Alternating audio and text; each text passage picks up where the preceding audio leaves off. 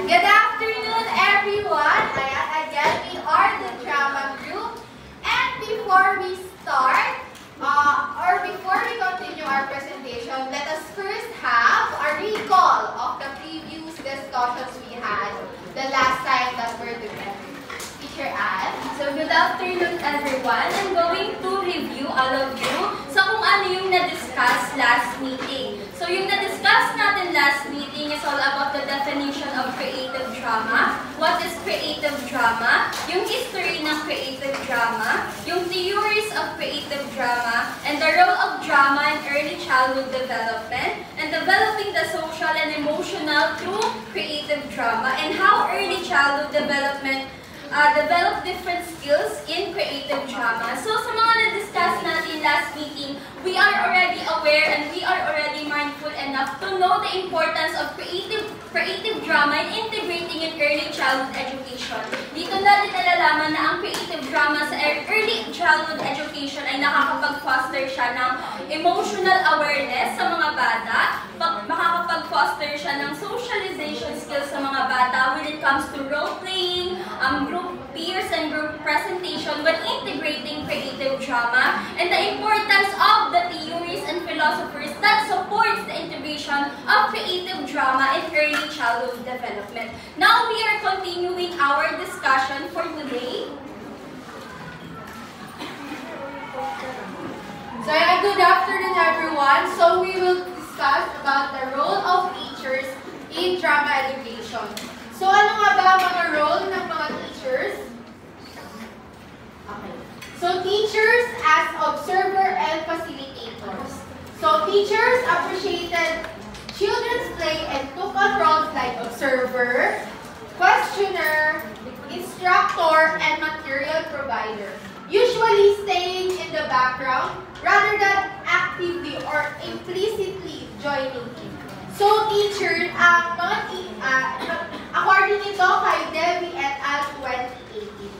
So, teachers must be observant. So, during drama play, kailangan natin mag-observe sa buong klase. So, dito malalaman natin, sa pag-observe natin, dito malalaman natin yung kung ano ba yung ginagalawan ng ating mga estudyante. Katulad na lamang sa bahay-bahayan, nakikita natin or na-observe natin yung ginagawa nila sa bahay. So, kung paano nila pinoportray yung mama at papa nila, mga at kuya nila, kung mga kapatid nila, kung ano rin bang ginagawa nila sa bahay. Kung nagtumutulong ba sila sa gawaing bahay, o ano pa man. So, dito na po, nagkakaroon din tayo ng idea or na-sense din natin or na-observe natin yung behavioral ng isang estudyante. So, hindi ba natin siya nakikita through assessment or evaluation, nakikita naman natin siya during play or drama play. So,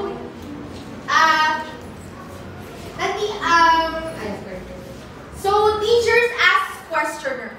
So, ang pagiging teacher ay kailangan marunong din tayo o magaling din tayo magtanong.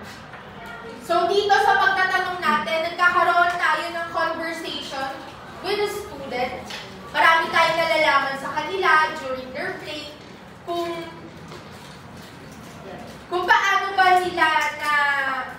paano nila nilalaro ang isang bagay. Katulad na lamang na Teacher Alice, Teacher Alice.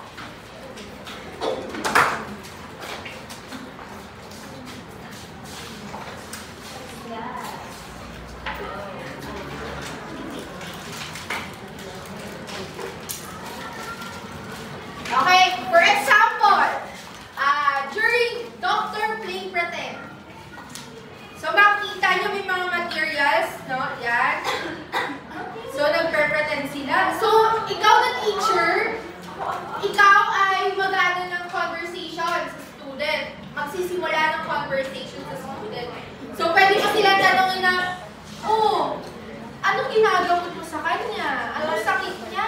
Teacher, kasi may ubo siya. Bakit siya may ubo? Anong ginawa? Sa din po meron. Kumakain po siya maraming kin. Hindi ko rin ako. Kaya pero ko may ubo. So, yun. Yung ganong example pa lang, di ba,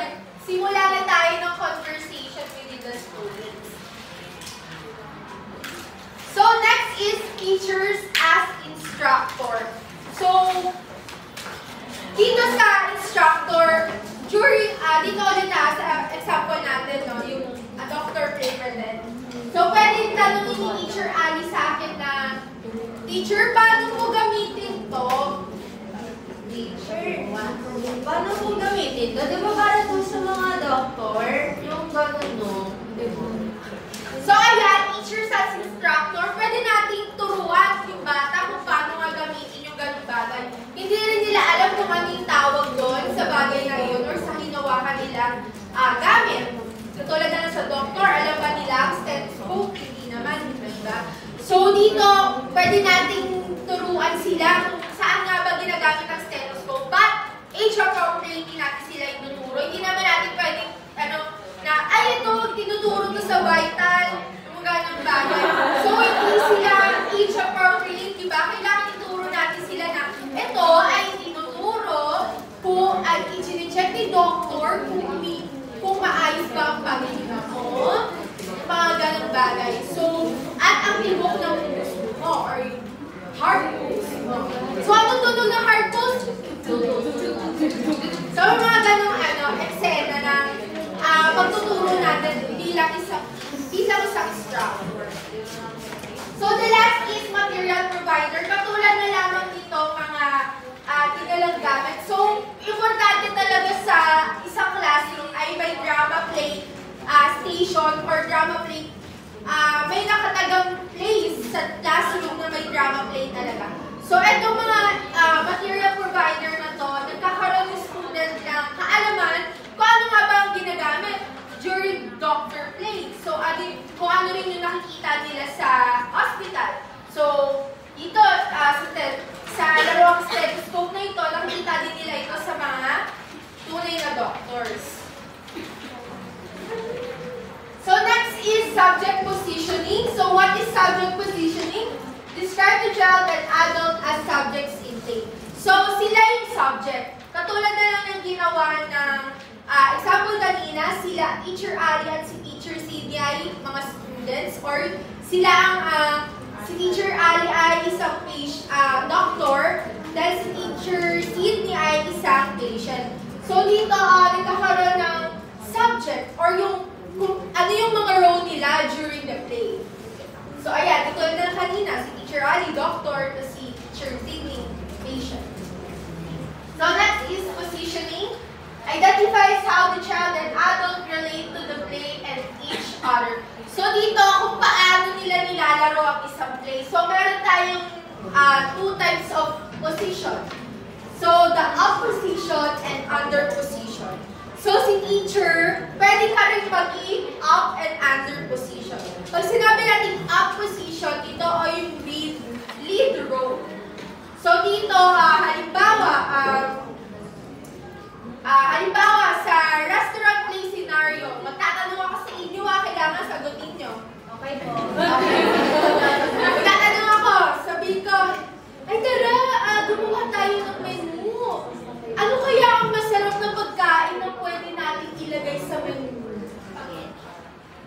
Spaghetti. Anong mga sarap ng spaghetti? Hotdog. Ano ba? Carbonara. Anong mga sarap ng carbonara? Mushroom. Pasta. So, yung mga ganong scenario, magaling scenario is nagkakaroon ng up role teacher o up position para magsimula yung play ng mga bata. So, dito rin nagko-contribute yung mga bata ng ideas and information. Katulad na lang ng carbonara. Tinanong ko si Teacher Ali kung anong sakap ng carbonara. Sinabi niya, pasta. So, pwedeng gumawa ng props ang bata ng pasta, something like that. So, next is under position. What is under position? Dito naman ay si teacher ay magiging under role. So, kunwari hindi natin alam yung ginagawa nila, para magkaroon sila ng initiative maging leader, or ikaw yung turuan nila. Kunwari na lang ng during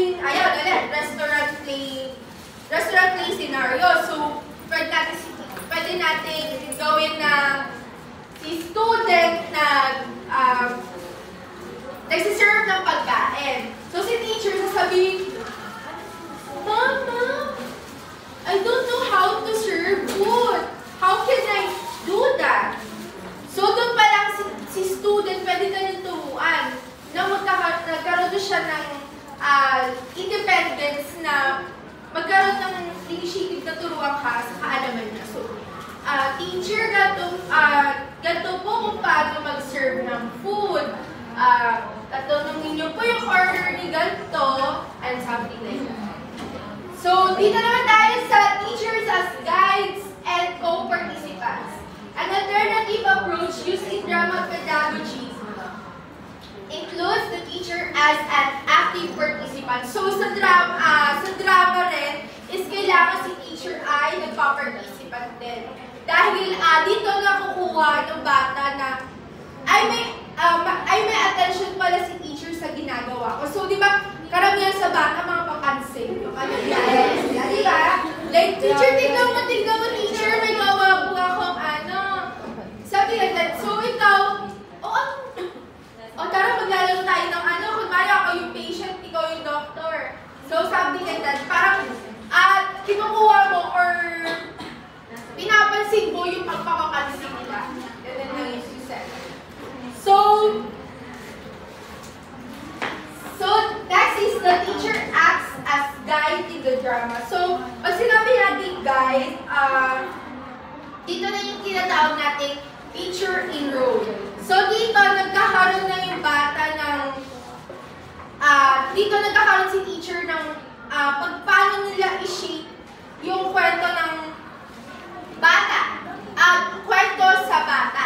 So, for example, during Pirate Adventure, si teacher pwede niyang i-take yung role as a lost sailor, asking for help. So, pwede siyang, nawawalang, yung pirate sa barko. Then dito, nagkakaroon na ng encouragement sa student kung paano magsimula yung story. Then, si teacher yung mag-guide sa student on how she or he will act as a pirate. So, next is teachers as collaborative participants. Teachers collaborate with children in dramatic play, co-creating shared narratives influenced by children's interests, including popular culture and digital media. They guide and are guided by children. So, pag sinabi natin pop culture and digital media is commonly siya sa bata. So, pag sinabi natin popular culture, dito kasama yung favorite superhero nila sa isang movie, favorite cartoons nila, ganon.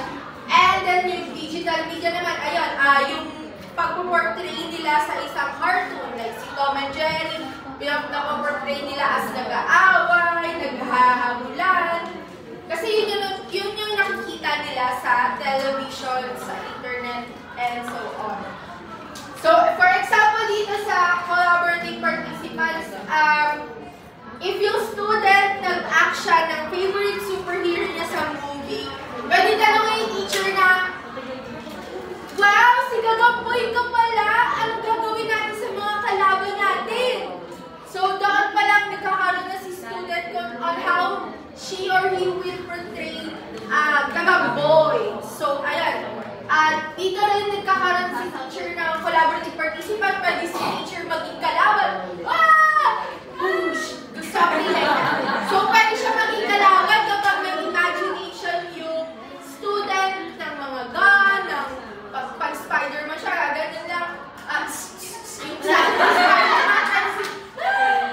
Pwede si teacher maging kalaban or pwede siya maging wow, ang galing ni Spider-Man! Naglalabas ng sapot!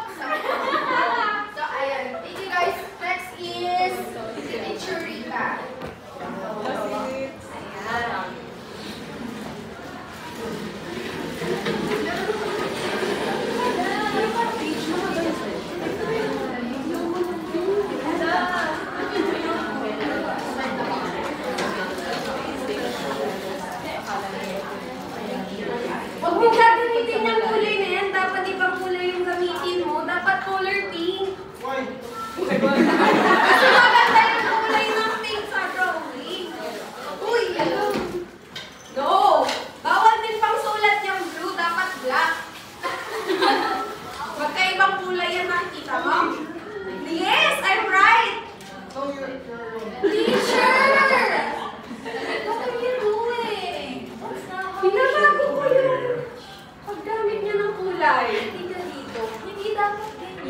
Bakit naman?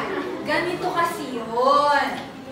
As teachers, dapat hindi natin hinihinder ang isang estudyante. Dapat hinahayaan natin silang maging creative, mag-isip, at hayaan ang i-express ang mga sarili nila. Tulad kanina, bakit mo pipigilan ng estudyante magsulat gamit ang blue na crayon? Pwede pa rin naman siyang panulat. Nagagamit pa rin naman siya. Diba? As teachers, we should be the one na hinahayaan silang mag-explore. Hinahayaan silang gamitin yung imaginations nila and connect yung sarili nilang experiences with what they're doing. For example, na nga lang, sige, pikit tayong lahat.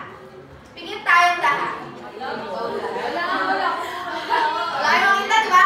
Imagine na papasok kayo sa isang magical world. Wow! Diba? Kung saan, pwede niyong gawin kung ano yung gusto niyo. Ayan, ano bang mga gusto niyong gawin pag nasa magical world kayo? Diba? Nagkaka-flower kayo. Wow!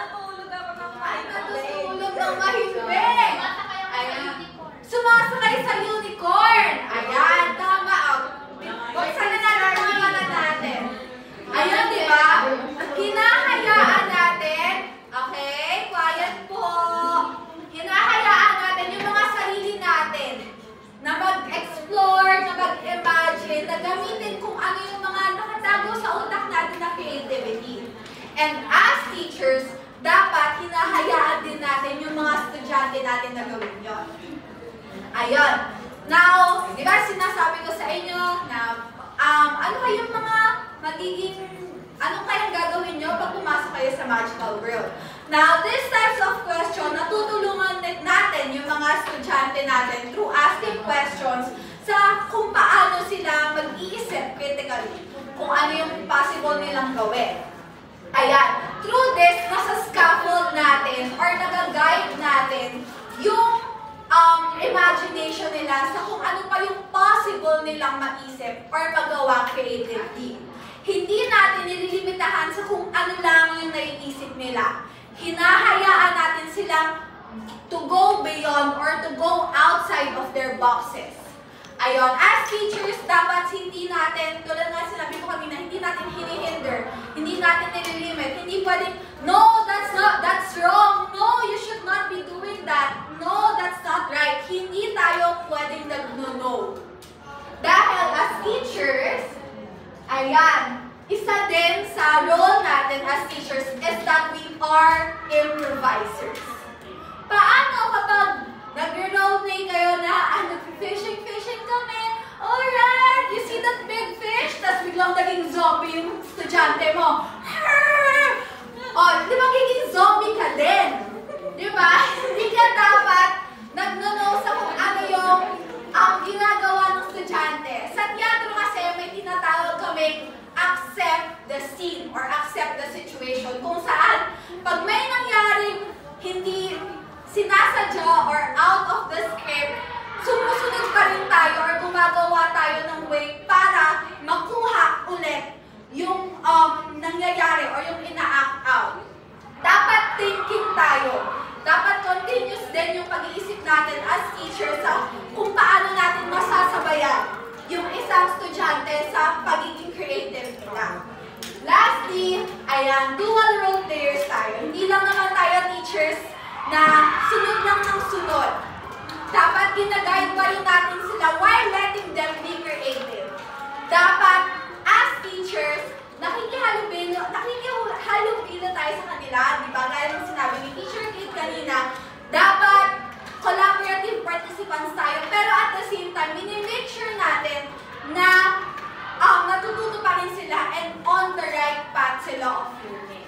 And overall, ayun, those are the roles of teachers na need natin i-keep in mind. Dahil malaki ang role natin sa kung paano sila natututo at kung paano nila na-express yung sarili nila. And with that, paano nga ba natin i-integrate ang mga subjects or ang drama sa iba't ibang subjects? Ayan, now that we have learned what is creative drama, now we will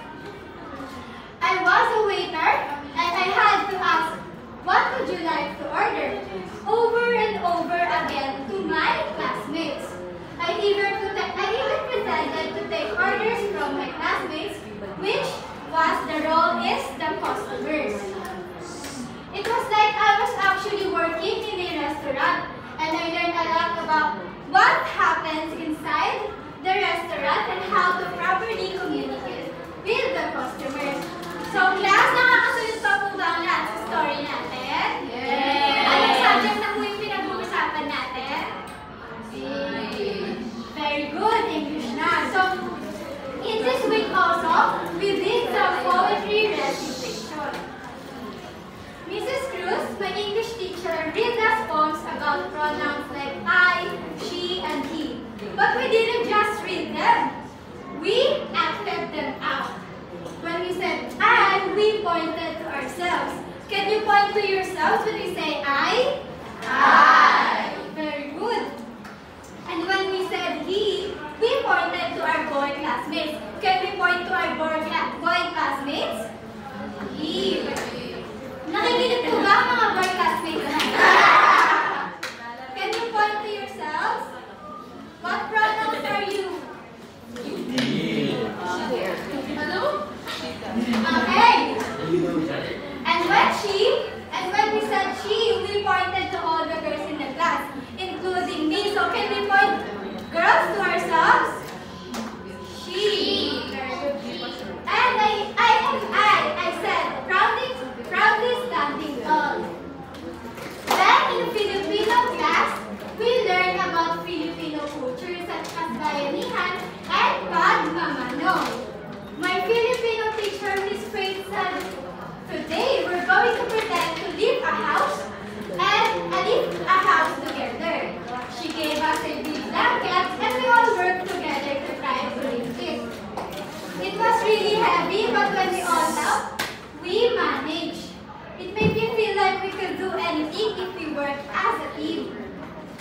After that, my teacher even said that next week we're going to have a super fun activity where we get to dress up as the national symbol of the Philippines.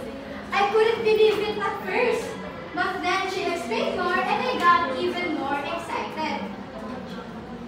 She said we could dress up as the national bird, a tree, or a fruit. How cool is that? I was thinking, what should I wear? Then the best part of the week was in science. We were learning about the life cycles, and instead of just reading about them, we became them. So Teacher Lisa said that we will pretend to be a butterfly. Yes, I became a butterfly. First, we pretended to be a tiny egg. Then, we turned into a caterpillar, rolling all around the room. Did you see a caterpillar? Did you already see a caterpillar? Yes! Is it fast or slow? Slow! Okay. Finally, after being a caterpillar, we stretch our arms outward, flapping like a butterfly. Can you? Parang chicken yung We stretch our arms, flapping like a butterfly. Can you stretch your arms and flap like a butterfly? Okay, very good. Amazing. Look, I'm flying! I shouted, speaking inside the classroom. And at the end of the week also, we learned about the weather and its elements. All of us experienced playing the role of rain, making great sounds. Deep, deep sleep. Also, the sun, we stretch our arms and smile widely as if we were really shining so brightly. Another element of the weather is wind, where we have to move freely around the classroom like a real wind. We can move from right